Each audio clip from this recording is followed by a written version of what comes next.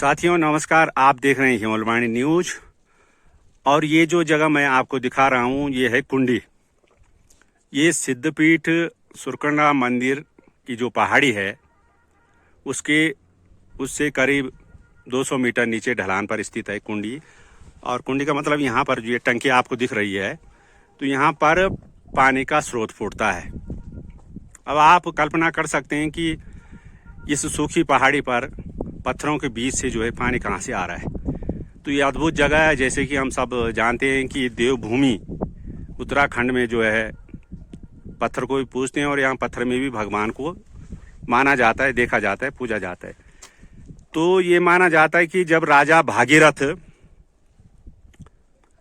अपने ने जो है गंगा की तपस्या की और गंगा को अपने पुरखों का पाप धुलने के लिए जो है गंगा को पृथ्वी पर लाए थे राजा भगीरथ, तो उस समय भगवान शिव की जटाओं का सहारा लिया गया, क्योंकि गंगा का वेग इतना ज्यादा था कि यदि अगर वो डायरेक्ट जो है धरती पर पड़ती तो नुकसान हो सकता। तो इसलिए शिव की जटाओं का सहारा लिया गया भगवान शिव ने जो है, ताकि गंगा की गति कम हो सके।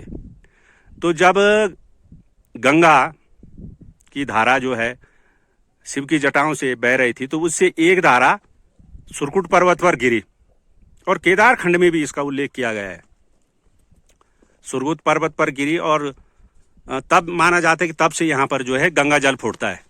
तो ये जो जल यहाँ पर फूटता है ये बिल्कुल गंगा के समान पवित्र है और धार्मिक मान्यताओं से जुड़ा हुआ है। लेकिन हमें चिंता इस बात की करनी चाहिए कि इस स्रोत की मरम्मत, इस स्रोत का संरक्षण हम लोग नहीं कर पा रहे हैं। इस ओर मंदिर समिति को भी ध्यान देना चाहिए और जो क्षेत्र के जागरूक लोगों को, जनप्रतिनिधि, उनको भी ध्यान देना चाहिए। सबसे पहली बात तो ये कि यहाँ पर पक्का निर्माण नहीं होना चाहिए था। पक्के निर्माण से जो है पानी का स्रोत खत्म हो जाता है। अब हो भी गया है तो किस प्रकार से पानी को बचाया जाए, उसे संरक्षित किया जाए, इस दिशा में कार्य किया जाना चाहिए। यहाँ आसपास पहले खूब जंगल होता था, अब वो जंगल भी कम हो गया है।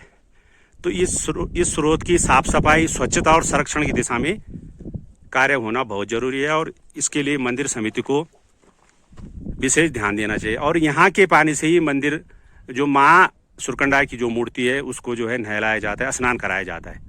लेकिन जब हम यहाँ पर देखते हैं तो कितनी गंदगी है, तो तब कहीं ना कहीं उसके लिए हम सब जिम्मेदार हैं कि हम देवस्थल के एक गंगा के स्रोत को, जिसको गंगा की तरह, जिसके पानी को गंगा की तरह पवित्र माना जाता है, उसका संरक्षण हम नहीं कर पा रहे हैं।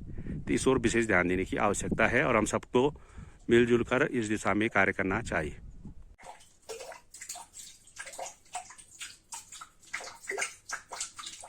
ये पानी बूंद बूंद टपक रहा है और इससे पूरी टंकी भरी हुई है। और बरसात, चौमासे के सीजन में या बरसात में ये यहाँ पर खूब पानी फूटता है।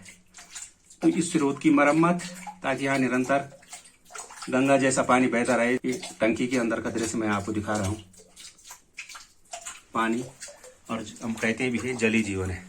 तो इस जल की स्वच्छता और निरंतर बहे, इसके लिए हमें प्रयास करने पड़ेंगे।